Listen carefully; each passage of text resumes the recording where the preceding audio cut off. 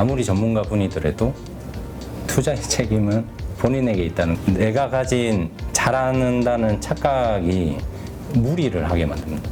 매매일지를 쓰는 건 정말 나의 투자에 블랙박스를 다는 것 같구나. 오래도록 투자한다는 생각으로 자신을 좀 알아갔으면 좋겠습니다. 네, 오늘 모신 분은 투자의 민낯 책 저자시죠? 남희안 저자님 모셨습니다. 안녕하세요. 네, 안녕하세요. 반갑습니다. 네, 이름이 발음하기가 좀 어렵네요. 네, 희한하다 할 때 그 희한이 맞습니다. 네, 요즘 많은 그 주린이 개미 투자자들이죠.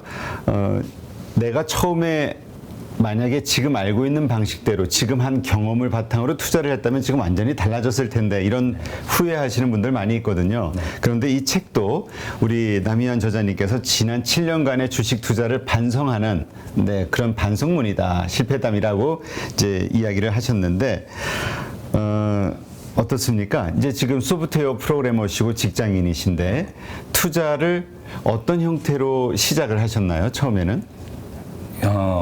처음에 시작은 이게 대부분의 그 이야기의 도입부와 유사한데요. 많은 분들이 가볍게 시작을 했다가 이제 초심자의 행운 같은 것을 만나게 되고요. 대부분은 장이 좋을 때 관심을 가지고 들어가다 보니 많은 행운이 따라오거든요. 그러면 이제 조금씩 자신에 대해서 생각해 보게 되죠. 나 좀 잘하는 것 같다 라는 생각을 하다가 또다시 한번 투자를 해보고 또다시 좋은 성과가 나면 이제 조금씩 의심을 하기 시작하죠. 혹시 내가 천재는 아닐까? 내가 천재는 아닐까? 항상 이런 과정으로 시작을 하게 되는 것 같습니다. 그러다가 이제 조금씩 금액이 커지고 거기서 정말 생각지도 못한 큰 수익을 보게 되면 이제 어렴풋이 확신을 하게 되죠. 난 천재였구나 해서 투자를 시작하게 됩니다. 저 같은 경우에 그랬고요. 그러면서 금액이 늘고 다양한 곳에 투자하게 되면서 쓰라린 맛을 보게 되죠. 현실을. 처음에 투자는 얼마 금액 가지고 하셨어요? 처음에는 정말 딱 200만 원으로만 투자를 하자라고 해서 시작. 그거 가지고 이제 재미 보다가 얼마까지 늘어났죠? 제 돈이 아닌 것까지 끌어와서 사용할 정도였으니까 책에는 적었습니다. 1억 8천까지 제 돈을 썼고요. 근데 그 결과는 200 가지고 할 때는 돈을 벌어서 이제 내가 천재가 그렇죠. 아닌가 이런 생각을 하셨는데 1억 8천까지 투자했을 때 어떤 결과는 어땠습니까? 천재인 줄 알았던 제가 돈키호테였더라고요. 정말 그 잠깐의 그 수익의 환희 속에 빠져서 현실과 상상을 구분하지 못하고 정말 아무데나 다 투자를 했던 것 같아요. 그러면서 왜 투자일지를 적어야 되는지, 왜 함께 투자하는 것이 안전한지, 이런 것들을 정말 느리게, 정말 뼈저리게 느끼면서 배워온 것 같습니다. 그 1억 8천, 그러니까 처음에는 한 어느 정도까지 손실 보셨어요? 하루에 1,200만 원이 없어지는 걸 보고 현실로 돌아왔습니다. 그래요. 많은 개인 투자자들이 겪는 그냥 정석 코스라고 볼 수가 있죠. 그런 코스가. 자, 그때 하셨던 실수 중에 보니까 감성 투자, 감으로 했던 투자, 이게 아주 큰 어떤 실수였던 것 같다, 이렇게 지적을 하셨는데요. 한번 어떤 이야기인지 좀 해주시죠. 아마 지금부터 제가 말씀드리는 이 이야기의 레퍼토리가 딱 이 지금 보여드리는 이미지와 같을 거라고 생각이 들거든요. 그러니까 본전 생각과 과도한 레버리지, 그리고 뭐 한 방울 노리는 이런 것들 때문에 상당히 많은 상처와 아픔을 겪었거든요. 그 감성 투자라는 게 여기 베이스에 깔려 있습니다. 그러니까 수많은 지표가 있지만 가장 신뢰를 가지고 가장 의지해서 투자하는 게 제 마음인 거죠. 오를 것 같다는 느낌에 다른 모든 지표가 그렇게까지 오를 것 같지 않아라고 얘기를 해도 마음이 동했기 때문에 이제 투자를 하게 됩니다. 그러다 보면 어제 이랬던 마음이 오늘 이렇게 되는 건 정말 일도 아니더라고요. 그러면 어제 내가 실수를 했구나 라고 반성을 하기도 하지만 대부분이 급하게 갈아타는 형태의 모습을 취합니다. 그러면 이제 잦은 매매가 발생을 하고요. 그 많이 종목 갈아타기. 그렇죠. 네. 그냥 올라가는 것들만 이제 계속 따라가게 되는. 그러다 보면 그 근거 없는 마음의 기준이 자꾸 흔들리다 보니까 진득해야 될 투자가 그냥 갈대처럼 나부끼게 됩니다. 그러면 제 계좌도 나부끼면서 옥수수 이빨이 빠지듯이 그냥 숭숭숭숭 구멍이 다 나더라고요. 뭐 책에서 보니까 그 아픔을 잊고 달려드는 돈키호테 같은 개미였다 이런 말씀을 하셨는데 어떤 의미입니까? 돈키호테의 이야기를 보면 그 주인공이 기사도 이야기를 읽으면서 너무 심취한 나머지 본인도 기사도의 길을 가야 되겠다고 해서 현실과 상상을 혼돈해서 많은 일이 일어나거든요. 없는 공주를 만들기도 하고 풍차로 달려들기도 합니다. 제가 투자에 너무 빠져들었을 때 딱 그런 모습이었던 것 같습니다. 없는 수익을, 보장되지 않은 수익을 상상하면서 달려들고요. 저게 분명히 위험한 투자인지 알면서도 저 좋을 줄 모르고 달려들었던 것 같아요. 그러면서 이제 많이 겪다 보니 이 경험이 가장 좋은 학습이라고 많이 겪다 보니 어느 순간 아, 이게 아니구나 라는 생각이 들었고요. 그 돈키호테 소설에서도 하는 얘기처럼 신은 우리가 도망갈 길을 항상 열어준다고 하듯이 저도 어느 순간 뒤를 돌아보니 그래도 도망갈 구멍이 있더라고요. 그래서 다행히 이 자리에 함께 있는 것 같습니다. 도망갈 구멍은 어떻게 찾으셨어요? 경험이죠. 그래서 제가 지금 말씀드리는 수많은 경험을 반면교사 삼아 많이들 겪지 않고 느낄 수 있는 기회가 됐으면 좋겠습니다. 그 경험이라는 게 구체적으로 어떤 겁니까? 한 번은 이제 어떤 지인의 얘기로 정보 매매? 네. 처음에 흔들리지 않았습니다. 그때는 나름 이제 정석 투자를 하겠다고 대형주 위주의 투자를 하고 있었는데 계속 들리는 소문에 어느 순간 기가 팔랑거리더라고요. 근데 이게 기가 마음과 연동되어 있는지는 몰랐습니다. 어느 순간 보초병이라고 하죠. 한 주를 사서 제가 이걸 지켜보고 있더라고요. 그러고는 계속 들리는 소문에 소식이 들릴 때마다 조금씩 사게 됐습니다. 200만 원만 넣어보지. 많이 떨어졌는데 100만 원. 그러고는 급등할 때 이제 후회를 하죠. 아, 그때 1000만 원 넣었어야 되는데. 그런 이제 반복적인 행태가 되다가 어느 순간 소식이 전혀 반대의 소식이 들어옵니다. 합병 기대감이 사라진 것 같으니 손절하세요. 근데 이미 저희 마음은 상승 기류를 타고 있었거든요. 아, 아니야, 이건 헛소문이야. 모두가 공포에 떨 때 난 더 간다 하고 더 넣었던 경험이 있습니다. 그리고 어느 순간 손실이 마이너스 20%가 됐을 때 400만 원의 마이너스를 보고는 정신이 번쩍 들었죠. 내가 무슨 짓을 했지? 이런 경험들이 셀 수 없이 많았습니다. 금액의 차이가 있었지만 정말 공부를 하고 점검 방송을 반복해서 들어도 이 마음 하나 이기는 게 너무나 어렵더라고요. 항상 마음이 앞서가고 있었어요. 그걸 따라잡기 위해서 너무 초조하게 했던 것 같아요. 지금 생각해도 너무. 또 그거 말고 또 다른 안 좋았던 경험이 있다면 어떤 게 있을까요? 이건 이제 안 좋았던 경험이라기보다는 지나쳤던 경험인데요. 제가 SK 이노베이션 주주로 있을 때 네. SK 주유소만을 찾아다녔거든요. 굳이 내가 산 주식을 응? 이제는 정말 제대로 투자를 해보겠다는 마음으로 내가 고객이 돼서 네. 매출도 늘려주고 네. 아내한테 카드 쓸 때 그 마스터야 비자야 이런 걸 물어보고요. 그러면서 누군가가 이제 SK 주유소에 대해서 동네 SK 주유소에 대해서 안 좋게 얘기하면 괜시리 SK가 얼마나 좋은데 라는 생각을 하게 됩니다. 근데 정말 저도 저를 비웃었던 게 S오일로 종목이 바뀌고 나니까 또 다른 형식으로 똑같이 투자를 하고 있더라고요. SK 이노베이션이 이제 S오일은 아주 좋은 SO를 바꾸고 나니까 왠지 엔진 소리도 좋아진 것 같고 출력도 좋아진 것 같은 이런 느낌이 들더라고요. 그래서 그런 행위를 계속 하다 보니 어느 순간 제 일상이 주식과 사랑에 빠졌군요. 네. 그래서 한날 생각을 했습니다. 와, 이거 정말 내가 좋자고 하는 일인데, 가족 좋자고 하는 이유, 제 앞날이 좋자고 하는 일인데, 지금 이렇게 안 좋아도 되는가라는 생각을 했어요. 그래서 조금씩 주식을 일상에서 좀 연하게 만드는 노력을 했습니다. 자, 그런 의미에서 주식시장의 장님들이라는 내용을 쓰신 건가요? 이건 어떤 말입니까? 그 미래를 알고 싶으면 물속에 들어가서 눈을 떠보라는 말이 있더라고요. 눈을 탁 떠보면 뿌옇게 잘 보이지 않습니다. 네.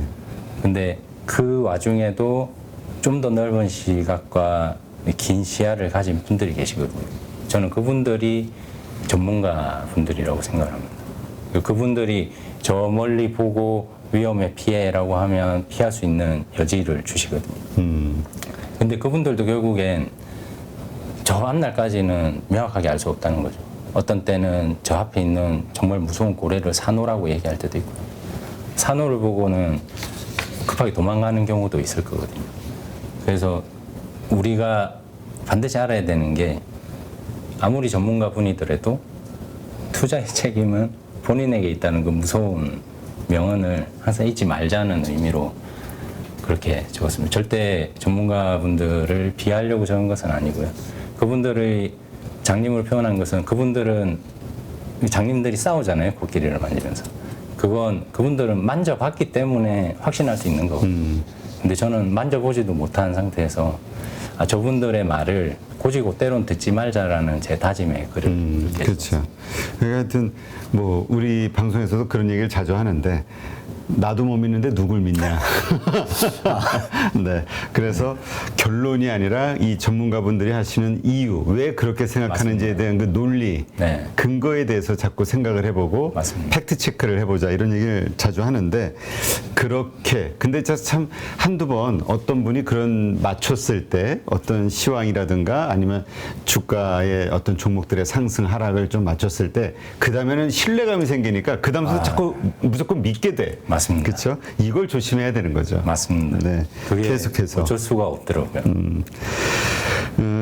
잘 안다는 착각하는 투자자들 이것도 위험하다 이런 얘기 하셨는데 네, 이게 잦은 정보의 습득이 마치 내가 그런 판단을 했고 내가 결정한 것 같은 느낌을 주게 되거든요. 자꾸 듣다 보니까 분명히 레포트를 보고 알게 됐고 점검 반복을 반복해서 들으면서 알게 된 정보임에도 마치 내 스스로가 알아낸 것 같은 착각을 하게 됩니다. 네. 그리고 나는 잘 안다라는 정말 근거 없는 확신을 가지게 되거든요.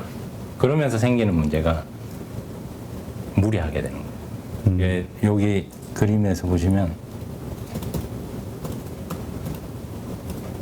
이런 모습입니다. 확신을 가지고 레버리지까지 태워서 이제 상승을 위해서 달려가다가 그렇죠. 확신하니까 큰 자본, 네. 더 큰 자본일수록 수익이 커지니까 레버리지 쓰죠. B2. 네. 근데 이런 건 예상치 못한 거죠. 이게 항상 문제더라고요. 내가 가진 잘하는다는 착각이 무리를 하게 만듭니다. 잘 모르면 안 하면 되거든요. 그렇죠. 근데 그걸 인정하는 게 상당히 어렵습니다. 그렇죠. 그래서 와이프가 본인은 잘 모르지만 저에게 자주 들어서 아는 삼성전자를 샀는데 삼성전자의 사업부가 정확히 뭐가 있는지를 모르더라고요. 그래서 상당히 많이 놀랐습니다. 그 삼성전자의 사업부가 이런 사업부가 있다라고 얘기를 해주니 초롱초롱한 눈망울로 호수 같은 눈망울을 쳐다보는데 제 마음에는 태풍이 일더라고요. 저 큰일 나게 친구인데 라고 했는데 가만 생각해 보니 전혀 모르는 저 친구보다는 조금 알고는 많이 안다고 착각하는 제가 더 위험하더라고요. 그래서 아내와 함께 열심히 투자를 하고 있습니다. 열심히 공부를 하는 게 아니라 투자를 하고 있어요? 그러니까 투자 형식이 아내에게 먼저 얘기를 하고요. 아내가 이해를 못하는 건 쉽게 패스. 투자를 하지 못하고 그러니까 일반인이 쉽게 이해할 수 있는 사업 혹은 아이템을 가진 회사에 투자를 한다. 그런 면도 있고요. 제가 충분히 이해하고 있다는 거를 알려줄 수 있을 만큼. 납득시킬 수 있을 만큼. 네.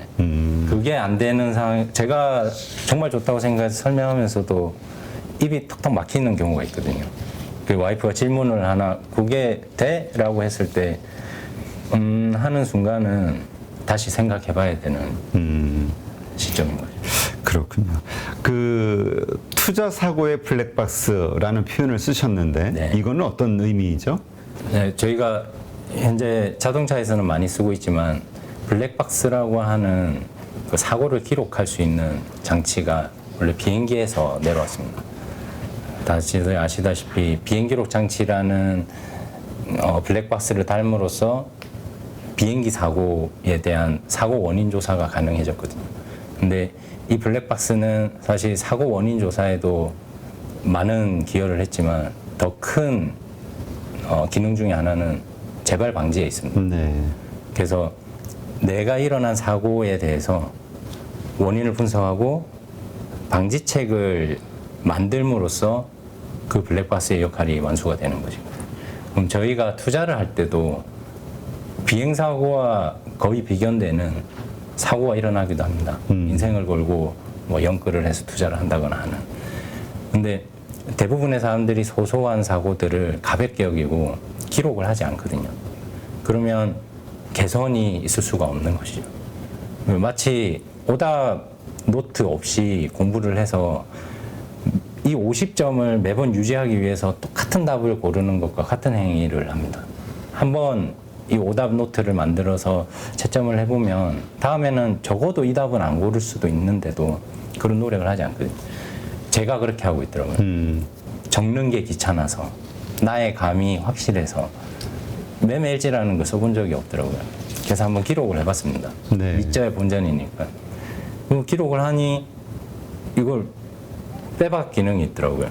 제가 했던 어떤 결정들과 생각이 글로 있으니 거짓말을 못 하겠더라고요. 사람은 자신을 속이지 못하거든요. 그러니까 도망갈 길이 없는 거죠. 내가 뭘 실수했는지 네. 시장 탓이야라고 하기가 어려운 거죠. 절대 그러지 못합니다.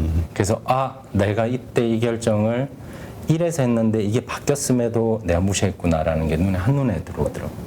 그러면서 매매일지를 쓰는 건 정말 나의 투자에 블랙박스를 다는 것 같구나. 근데 그 블랙박스를 다는 것만이 아니라 그 블랙박스에 기록된 그 많은 내용들을 보고 개선을 해 나가야겠구나라는 생각으로 지금도 이제 매매일지를 부담스러워하는 분들에게 많이 권하고 있죠. 간단하게만이라도 적어라. 너의 느낌이 어땠는지. 뭘 어떤 식으로 쓰세요? 우리 한의한 저자님은? 저는 직업병이라고 해야 될 것 같은데요. 제 회사에서 쓰는 그 시나리오 베이스의 그 요구사항 같은 것들이 있습니다. 이게 소프트웨어 이제 디자인 방식인데요. 시나리오를 적어봅니다. 내가 이거를 왜 시작했는지, 그러면 중간중간에 어떤 이벤트가 있을 때 어떤 행위를 할 것인지에 대한 시나리오를 쭉 적어 놓으면 어느 순간 그 이벤트가 발생했을 때 그 시나리오대로 생각하고 판단하면 되거든요. 그렇군요. 참 이 매매일지 작성하는 거는 저희도 참 방송에서 여러 차례 이야기하는데 쉽지는 않은 거 분명히 인정을 해야 돼요. 너무 어렵습니다. 예, 어렵죠. 이게 매일 그 자기 자신을 컨트롤한다는 게 그래서 한번 작성하셔서 스스로를 기특하게 여겨보시는 것도 굉장히 좋은 경험이 될 거라고 생각합니다. 알겠습니다. 이렇게 하면 분명히 실력이 향상이 되고 마이너스 계좌가 플러스 계좌로 가는 지름길이다. 적어도 같은 실수는 반복하지 않을 수 있다. 지금 책에서도 인정하는 마음으로 시작해야 된다, 투자를. 그 인정은 뭘 인정해야 된다는 건가요? 우선 저희 실력을 인정해야 되고요. 나는 하수다. 그렇죠. 우선 나는 잘 알지 못한다라는 거를 분명히 인정을 해야 되고요. 그리고 누구도 이 앞날은 알 수가 없다는 걸 인정하는 순간 마음이 편안해집니다. 누구도 못하는 걸 내가 왜 하려고 하고 있지라는 그거는 뭘 왜 하려고 한가? 매매 타이밍? 고점과 저점을 잡는 행위들, 그리고 이건 올라갈 거야라는 확신을 가지고 레버리지 투자를 하는 이런 행위들을 안 할 수가 있죠. 알 수가 없다는 전제가 깔려 있기 때문에 정말 알 수 없는 곳에 손을 집어 넣을 때 누구도 뛰어들지 않거든요. 그렇죠. 그냥 손을 한번 더듬어 보는 정도인데, 예, 누군가가 나는 정말 확신을 가지고 있어, 예전에도 그랬어라는 생각으로 정말 온몸을 투신을 하면 이제 결과는 바뀐 인생이거나 인생이 없어지거나. 와이프가 그 얘기를 한번 해줬습니다. 제가 코로나로 1400대 있을 때 와이프를 계속 설득을 했거든요. 어떻게 우리 좀 있는 돈 좀 다 땡겨가지고 주식하자. 한번 인생 한번 바꿔보자. 이건 정말 좋은 기회다. 이런 기회는 다시 없을 것 같다. 인생 한번 바꿔보자. 와이프가 딱 한마디 하더라고요. 지금 이거 해서 성공하면 뭐 끼케야 바뀐 인생인데 실패하면 인생이 없어지는 거 아니야. 그 얘기 듣고 두 번 다시는 얘기 못했습니다. 네. 여성분들이 조금 더 그 수익률이 남자보다 좋다고 하죠. 그 일단은 그 안정성 네. 이거를 많이 따지다 보니까 그리고 그 나온 그 신문 기사들 보니까 이제 그 회전율도 보니까 남자들은 공격적으로 자주 사고 팔고 하는데 여성들은 이게 좀 오래 네. 보유 기간이 길더라고요. 네. 그래서 수익률이 더 좋다. 그런 얘기가 나왔는데 안타깝게 가끔씩 그런 얘기 할 때도 있습니다. 그거 왜 아직 안 팔았어라고 할 때도 있긴 하거든요. 근데도 뭐 아주 편안하게 투자를 잘 하시더라고요. 알겠습니다. 근데 사실 그렇게 우량주 장기 투자 그 말처럼 그게 쉽지는 않죠. 워낙 변동성이 크다 보니까. 너무 어렵습니다. 네. 너무너무 어려워서 저는 장기 투자를 해야 되겠다는 마음 자체를 먹는 걸 그냥 포기를 했습니다. 이전에 장기 투자의 대가분들이 나와서 그냥 사는 거야, 팔 생각하지. 주식 모으는 거야, 사 모으는 거야. 네. 그렇게 해봤는데 어느 순간 보니 2년 후에 반토막이 돼 있는 주식도 있고요. 그리고 많이 사지 않아서 올라간 주식도 있지만 그 자리인 주식들도 많더라고요. 그리고 이거 가만 생각해보니까 제가 없는 것들이 있더라고요. 안목과 여유가 없더라고요. 네. 그래서 과감히 장기 투자는 내려놓고 제가 잘할 수 있는 장기 투자를 하자라고 생각을 해서 가만 생각해보니 제가 매달 월급이 들어오고 뭐 안정적으로 연금저축펀드에 돈을 넣을 수가 있더라고요. 그래서 그래, 그러면 장기 투자는 못하더라도 내가 잘할 수 있는 ETF 매달 사 모으는 건 해보자 하다 보니 어느 순간 얘가 장기 투자 모드로 가 있더라고요. 그러고 나머지는 조금씩 공부하면서 관심 있었던 종목을 사보기도 하고 팔아보기도 하면서 그렇게 하고 있습니다. 그래서 많은 분들이 장기 투자하지 못해서 실패했다라고 생각하시는데 대상이 잘못된 거군요. 그렇죠. 상황이 바뀌면 사람의 생각도 바뀌거든요. 그렇죠. 아무리 장기로 하려고 해도 눈에 보이는 이 등락을 이겨낸다는 게 정말로 그렇죠. 그러니까 대부분의 사람들이 이렇게 해서 그냥 단지 그냥 뭐 0. 몇 %씩이라도 계속 오르는 점진적인 이런 상승 곡선 맞습니다. 요거를 생각하는데 가다가 뚝 낭떠러지가 있고 다시 올라오다가 또 절벽이 나오고 이 구간 여기 그럼 이걸 이제 못 견디는 거죠. 못 버티죠. 자꾸 그 정고점에 팔고 다시 새로 샀으면 이런 생각을 하다 보니까 맞습니다. 그러니까 성격 자신이 그런 걸 다 이겨낼 어떤 여유, 마음의 여유, 그다음에 그 환경의 여유가 있는지도 잘 점검해봐야 될 것 같아요. 네, 맞습니다. 그래서 장기 투자를 그냥 오래도록 어떤 형식으로든 오래도록 투자한다는 생각으로 자신을 좀 알아갔으면 좋겠습니다. 자신을 알면 성향. 네, 분명히 더 나은 투자 방향을 찾을 수가 있을 거거든요. 네. 주식 투자를 잘할 수 있는 능력, 필요한 능력이 있다라고 하셨는데 이게 어떤 걸까요?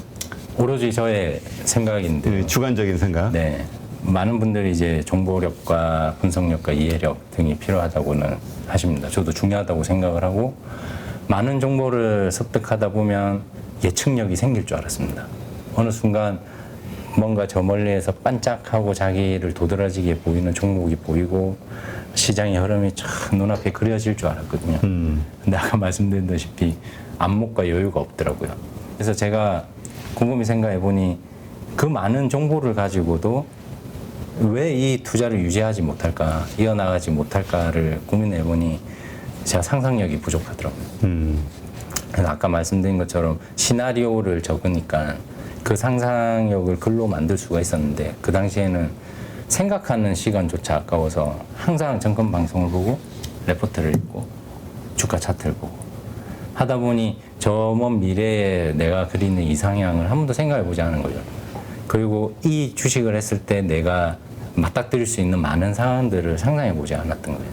마냥 오를 거야라는 기대만으로 하다 보니 위험 관리도 되지 않고요. 수익률 산정도 되지 않더라고요. 근데 한번 가만히 앉아서 앙드레 코스톨라니가 했던 말처럼 투자자는 생각할 시간이 필요하다는 말이 맞는 게 가만히 앉아 생각하니까 아 이게 이 정도 내가 비중을 실었을 땐 이런 상황이 생기면 내가 관리가 안 되겠구나. 아 이 정도 비중이면 등락이 아무리 심하더라도 기다릴 수 있겠구나라는 저의 안전한 길이 보이더라고요. 그래서 그 적당한 저의 투자의 길을 찾는데 이 상상력이 굉장히 많은 도움이 됐습니다. 그래서 일지를 한번 써보시면 많은 도움이 되실 거라고 생각합니다. 알겠습니다. 자, 요즘 주가 다시 한번 급락이 있을 것이냐 아니면 적정한 조정을 마치고 다시 상승할 것이냐 뭐 여러 의견들이 있는데요. 우리 남희안 저자님은 어떻게 보시나요? 제가 책의 마지막도 내일의 주가를 맞춰보겠습니다로 끝나던데. 제가 조정이라는 표현을 듣고 되게 의아했습니다. 처음에 그 조정이라는 얘기를 듣고는 왜 오를 땐 상승이라고 하는데 내릴 때는 많은 분들이 조정과 하락을 같이 번갈아 쓰지? 라는 생각을 했었거든요. 그거를 어느 한 블로그에서 명확히 정의를 해줬는데 코렉션이랑 크래쉬라는 표현으로 누군가 블로그에 올려놨더라고요. 그래서 하락의 폭과 하락의 기간 그리고 하락을 야기한 어떤 이벤트성에 의해서 이 코렉션과 크래쉬를 구분해놨는데 그것보다는 가장 마음에 와닿았던 게 크래쉬는 전 구간에서 길지 않고 긴 기간으로 늘어뜨려 봤을 때 크래쉬는 코렉션에 다르지 않다라는 얘기를 듣고 아 우상향을 믿음으로 가지고 있는 게 주식시장이구나라는 생각을 했습니다. 그래서 요 근래도 뭐 한번 출렁거렸었죠. 네. 우크라이나 전쟁도 있었고 FOMC 금리 인상에 의한 뭐 인플레이션 우려로 인한 다양한 이벤트성 소식들로 인해서 많은 출렁임이 있었는데 정말 이런 경험을 계속할 수 있다는 게 참 감사한데요. 마음이 편안했습니다. 마음이 너무 편안했고요. 어차피 내가 조금씩 사모아야 될 주식이 더 싸게 내려와 있으니 이전에 샀던 게 아쉽긴 하지만 괜찮다는 생각이 들더라고요. 그래서 좀 길게 보고 마음을 조정이다라고 그냥 생각을 하면 마음이 편합니다. 물론 개별 종목에는 해당되지 않을 수도 있습니다. 근데 ETF. 네, ETF 위주로 비중을 많이 가져가신다면 크게 고민하실 게 없지 않을까. ETF는 어떤 ETF? 그것도 종류가 워낙 다양하니까. 네, 맞습니다. 뭐 지수 관련이에요? 아니면은 어떤 섹터? 네, 지수 관련을 30-40%로 담고 있고요. 근데 말씀드렸다시피 제가 안목이 없어서 이렇게 다양하게 담아두고 그리고 뭐 누구나 얘기하는 좋다는 종목들 있지 않습니까? 신재생, 뭐 2차 전지 이런 것들을 조금씩 사모으고 있습니다. 여기에는 감성이 들어갑니다. 어차피 요 안에서는 뭘 골라도 상관은 없는데 그때 좋아 보이는 게 사고 싶은 게 있더라고요. 그래서 네. 쇼핑하듯이 조금씩 사서 먹고 있습니다. 네, 알겠습니다. 네, 이렇게 해서 투자의 민낯, 네, 반성문을 쓰는 마음으로 쓰신 책, 예, 저자시죠? 남희안 저자님과 함께 다뤄봤는데요. 아마 방송을 보시는 우리 가족분들도 아마 많이 공감하시지 않았을까 싶습니다. 네, 문제는, 반성문을 쓰면 이제 사실 바뀌어야 되는데 항상 반성문만 쓰고 안 바뀌는 경우가 많아서 그래서 우리들이 참 계속 반복하는 실수를 저지르는데 아까 말씀하신 대로 좀 매매일진하는 형태로 실질적인 반성, 마음의 반성이 아니라 네, 실질적인 그 변화를 주도할 수 있는 반성을 해봐야 되지 않을까 싶습니다. 한 번은 이렇게 생각해 보셨으면 좋겠어요. 이걸 왜 하고 있는지. 사실 행복하자고 하는 일이거든요. 근데 이 행복하자고 하는 일을 하면서 너무 스트레스 받고 있으시진 않은지, 너무 치열하게 하고 계시진 않은지 한번 돌아보셨으면 좋겠어요. 이 일상은 주시한 밖에 있거든요. 네. 일상을 살면서 좀 행복하게 투자하셨으면 좋겠습니다. 네, 알겠습니다. 네, 오늘 이렇게 좋은 인사이트 함께 해주신 남희한 저자님 고맙습니다. 네, 감사합니다. 누구나 1시간 안에 200개 종목에서 좋은 종목을 고를 수 있는 그런 능력을 배양할 수 있도록 제가 도와드리려고 그렇게 하고 있습니다.